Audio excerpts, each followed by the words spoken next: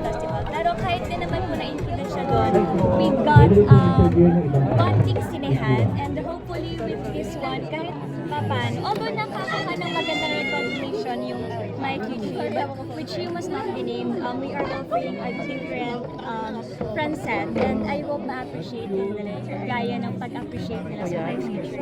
Kanina sinabi ni Seth na enemy ka niya, parang ganon. So, In real life? hindi kanina parang sabi niya, di ba? Sorry po, yes. So, paano kayo mag-away? Siguro po as kami, like in real life, it's not really an away, it's more of parang mga tampuhan kapag magbata kayo, mga tampuhan kayo.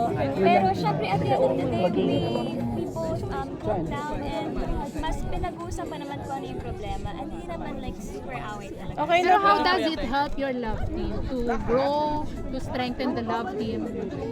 I think it's more of the friendship, kasi mas nauna kami naging friends kesa yung parang, and yun yung mas lagi namin work on, yung friendship namin and the communication.